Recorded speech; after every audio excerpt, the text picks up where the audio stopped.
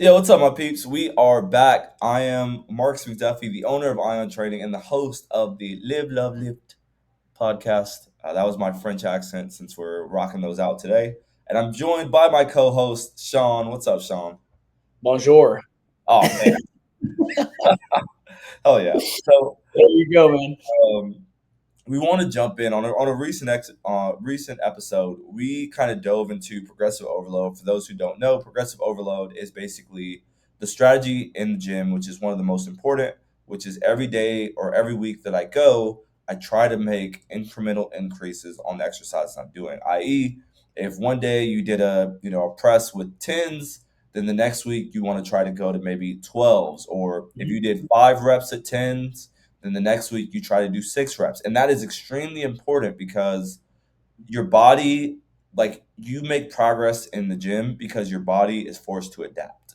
And if Yep. your body gets to a place where it adapts to you doing the tens and you don't make any changes, your body also won't make any changes. So you end up working out over and over, but not Yep. really seeing any of the strength benefits, the body change benefits that you may be looking for. And what one of the members brought back to us, she was like, "Hey, I would love to do more of that, but I'm afraid."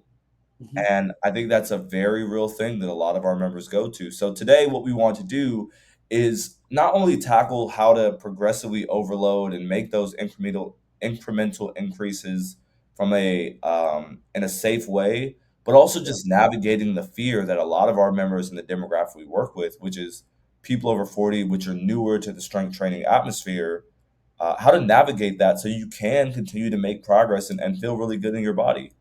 Yeah. Definitely. So, Sean, to kick off, because you're the one who's really working with a lot of clients still, and you're seeing that. Yeah. What would be some of the recommendations as head coach, facility leader, that you would give to people when it comes to safely progressing and getting stronger week after week?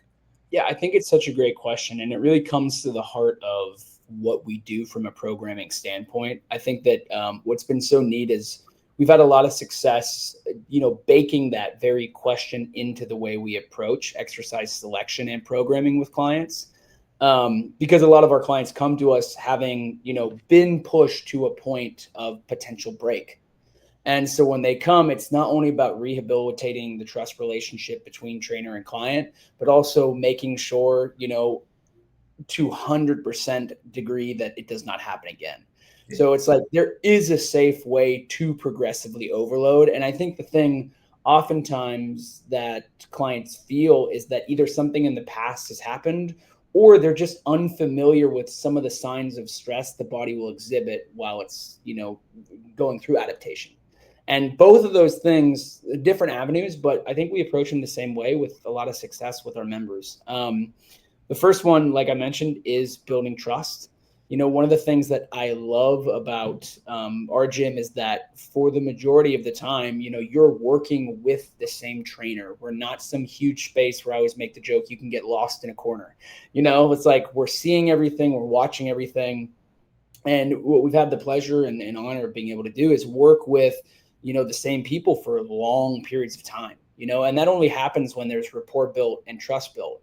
And I think that's the first one is, with our members, the way that we kind of break through the fear of, progressively overloading is they trust us, and that trust only comes because when we're on the floor, we are hawkeye vigilantly watching what their body's doing, how it's reacting to the load, and then prescribing it as we go. Um, so I think that's the first one. The second one that I think really helps our members is that there's no pressure to make it happen tomorrow.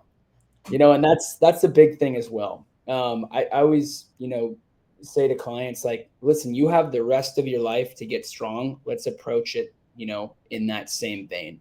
Now, that doesn't mean that, again, like we need to continue to drive adaptation. But I think what we've been successful in is there's a lot of other ways to do that beyond just going heavy, heavy, heavy, heavy, heavy. There's different ways from a coach's point of view, from a programming, to really give you the keys to the car and the ways that you can ramp up or down intensity based on even how you're feeling on that day. And that's kind of how I subscribe to it, especially for the clients that I have the privilege of working with, because If you come in every day and I just go, today you're hitting 85% for 25 reps, like, well, maybe your kid kept you up last night, or maybe you had a project due, and like that's just not going to happen, you know? So it is really creating that dialogue and collaborative experience with a coach that when you come in, you know, we're conversing and talking. How do you feel? How did you sleep last night? How have you been eating? Okay, now that I know all these things, let's adjust accordingly. Maybe today's not the day to drive up the weight. Maybe today we just slow down the eccentric part of the loading, to use, you know, fun trainer vernacular. And like that is a way for us to continue to adapt, but not push you so far that you're going to hurt yourself. Because for us, injury is the worst thing that can happen, because it shows, one, a breach of trust, and two, that, you know, I'm not trying to take you out of life by what we do in the gym. You know, I think so many gyms sometimes you're like, I'm going to beat you up and make you feel like crap. And for us with our clients, like, it doesn't work. Like, if you're hurt and injured, you can't show up as a mom, you can't show up to your job, you can't get work done. And so for us, it's like, if the results take a little longer, but we do it responsibly, I'm okay with that. Yeah. No, I think that's such an important piece because I think, two experiences that I hear a lot about from new members before they join with us is, hey, I was working with this person and they didn't take the time to actually know me and know my body. So on the Yep. first day, also this is because a lot of other studios, they're not really focused on people over 40. They're doing, Jimmy, the 21-year-old football dude, and then they're training you. It's like they didn't meet me where I was. They forced me to Mhm. do exercises that my body wasn't ready for, and I got hurt. And then now it's like a lot of those people try to get back into training with us. It does take Mhm. a lot of time of like, hey, I need to know you as a person. I need to know your body and know where you're at so that I can have these exercises meet you. I think Mhm. that's such a big one at the beginning. And the second one is also, hey, I was really pushing, and you see this a lot in diet too. I really, really pushed. I really went so hard because I had this goal that I was trying to get to really quickly before my vacation or whatever else. And Yep. I burnt myself out and I got hurt or I created an unhealthy eating habit.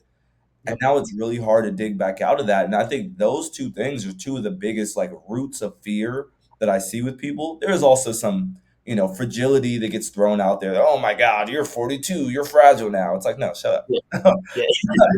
Yeah. So I think when it comes to that piece of just like first understanding the fear and hey, like if you're afraid to go heavier, that's okay.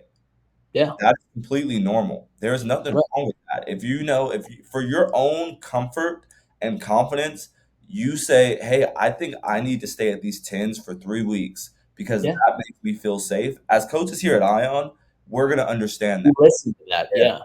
Yeah. We hear that.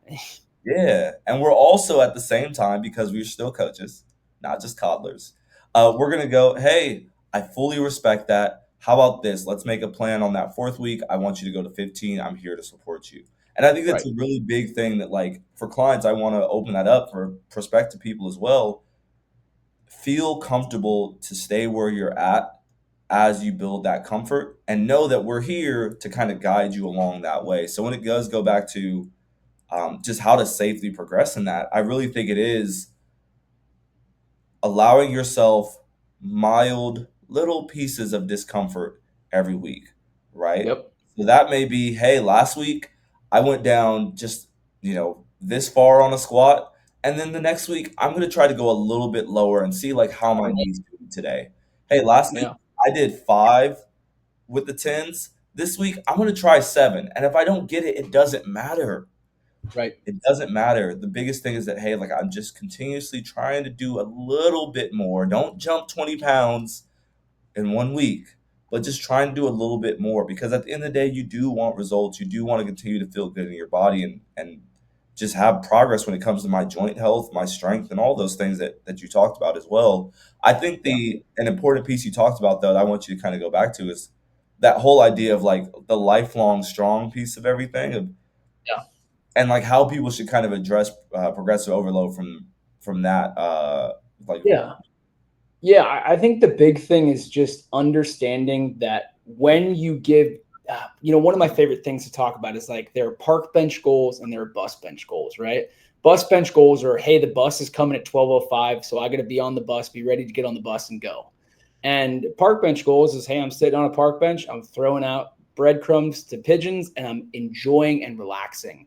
For a lot of our members, they have park bench goals. They are here to do this for a long time, to do it with a positive experience and enjoy the experience. I don't need to rush and spill coffee all over myself to run for the bus, right? Because again, if the goal is to feel good for as long as I possibly can and increase capacity in life, let's approach exercise selection and implementation in the same way.